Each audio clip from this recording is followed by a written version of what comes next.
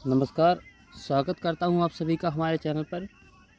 यदि आप भी बैचलर ऑफ आर्ट्स में इंग्लिश सब्जेक्ट लिए हुए हैं या फिर एमए में शुरुआती दौर में हैं, तो आपको कुछ ऐसे महत्वपूर्ण लिटरेरी टर्म्स होते हैं जो अध्ययन करना पड़ता है। आप चाहे कितने भी चैप्टर्स पोइम्स पढ़ लीजिए, लेकिन अगर आप उनका सटीकता से और डेप्थ में जाके अध्ययन करना चाहते हैं तो आपको उनके लिटरेरी टर्म्स पढ़ने पड़ेंगे। यानी कह सकते हैं उनकी व्याकरण जो होती है, एक विज्ञान होता है, एक कविता के पीछे, निबंध के पीछे, वो आपको पढ़ना पड़ता है। तो उन्हीं लिटरेरी टर्म्स की श्रेणी में सबसे पहले हम पढ़ते हैं सिलेबल, उसके बाद पढ़ेंगे फुट, और उसके बाद पढ़ेंगे स्ट्रेस्ड और अनस्ट्रेस्ड सिलेबल्स। तो देखिए सिलेबल क्या होता है। आप सिलेबल और वर्ड में डिफरेंस है। सिलेबल क्या है? जब कोई वर्ड बोला जाएगा, जब किसी भी इंग्लिश वर्ड को आप प्रोनाउंसिएशन करते हैं, बोलते हैं, तो उसमें जो टुकड़े होते हैं, जो हम आपको हिंदी में समझा रहे हैं पहले, उसके बाद डेफिनेशन के थ्रू समझाएंगे। जो उस वर्ड में टुकड़े होते हैं, जैसे आप एक शब्द बोलिए ब्यूटीफुल, तो आप इस शब्द को बोलें तो आप देखिए ब्यू एक टुकड़ा है, टी दूसरा है, फुल तीसरा टुकड़ा है, ना कि फू अलग ल अलग, नहीं, ब्यू टी फुल, ये 3 टुकड़े हैं शब्द में। ऐसे आप बोलिए फाइन, फाइन फा पे शुरू होती है और ना पे बात ख़त्म होती है, इसमें एक ही सिलेबल है। तो सिलेबल मतलब एक प्रकार का, a syllable is a natural division of a word. जो वर्ड होता है उसकी एक नेचुरल डिवीज़न होती है, एक प्राकृतिक टुकड़ा होता है, प्राकृतिक टुकड़े, उनको हम सिलेबल कहते हैं, ना कि एक वर्ड को सिलेबल कहते हैं। एग्जाम्पल के थ्रू समझ सकते हैं। द फ्लावर वर्ड है, फ्लावर, इसमें 2 सिलेबल्स हैं। आप इसको डिवाइड करिए, flaw and her, flaw and her, 2 division है इसके, और ये 2 डिवीज़न नेचुरल डिवीज़न है। बाकी आप इसके डिवीज़न अगर आप अपने हिसाब से करेंगे तो फ़ा अलग है, ला अलग है, यानी FLOWER इतने डिवीज़न हो गए, लेकिन नेचुरली डिवीज़न जो हो रहा है वो वोवल साउंड्स के आधार पर जो हो रहे हैं वो 2 ही हैं।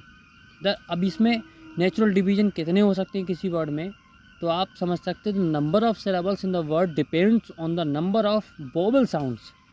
यानी किसी वर्ड में कितने सिलेबल हैं वो डिपेंड करेगा कि उसमें कितने वोवल साउंड्स यूज़ करे गए हैं। जैसा कि आप देख सकते हैं, in the word flower there are 2 vowel sounds, एक है वो फ्लो, दूसरा है अर।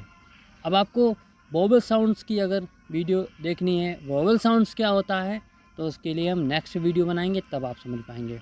अभी हम सिलेबल समझ रहे हैं। दूसरा है फुट। फुट मतलब हिंदी में कह सकते हैं पद। जैसे कि पद होते हैं चौपाइयों में, दोहों में, ऐसे ही उसी तरीके से इंग्लिश की पोएम्स में भी फुट होते हैं। एक पद की जो कविता होती है उसको फुट वर्ड जो है सिंगुलर वर्ड है। अब इसका प्लूरल जो है तो फीट होता है, ठीक है। तो फीट जो है प्लूरल वर्ड है और फुट जो है सिंगुलर वर्ड है। अब देखते हैं, the literary term foot refers to an unit of measurement in poetry. मतलब पोइट्री में, काव्य में, अगर आप यूनिट्स में डिवाइड करते हैं चीज़ों को, मेजरमेंट अगर आप उसका देखते हैं तो उसकी इकाई जो है, वो यूनिट जो है वो फुट ही है। फुट के माध्यम से ही पोइट्री के यूनिट्स निकल के आते हैं। एक प्रकार की ये इकाई होती है पोइट्री को मापने की। Compromised of patterns of stressed and unstressed syllables. अब देखिए इसमें जो फुट होता है उसमें स्ट्रेस्ड और अनस्ट्रेस्ड सिलेबल्स होते हैं। अब ये स्ट्रेस्ड क्या होता है और अनस्ट्रेस्ड क्या होता है? देखिए जब हम कोई वर्ड बोलते हैं तो उस वर्ड में सभी सिलेबल्स पे बल नहीं पड़ता है।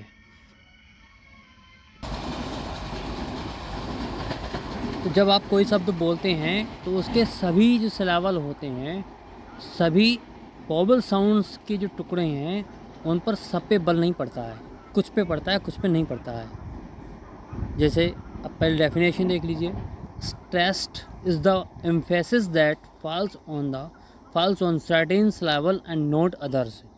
यानी स्ट्रेस्ड जो है एक प्रकार का बल होता है जो किसी शब्द के अंदर कुछ सिलेबल्स पे पड़ता है, ना कि सब पे पड़ता है।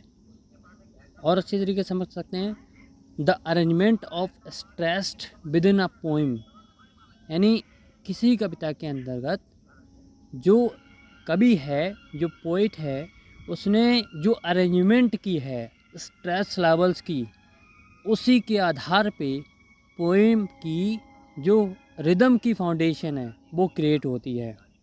यानी कविता में आप सभी दोहा, सोठा, चौपाई पढ़ते हैं, तो जब आप देखते हैं कि पहले चरण का यानी पहले फिट का जो लास्ट सिलेबल है, दूसरी चरण का लास्ट सिलेबल भी सेम होगा, वही होगा, अन्यथा उसकी जो रिदम है वो बन नहीं पाएगी।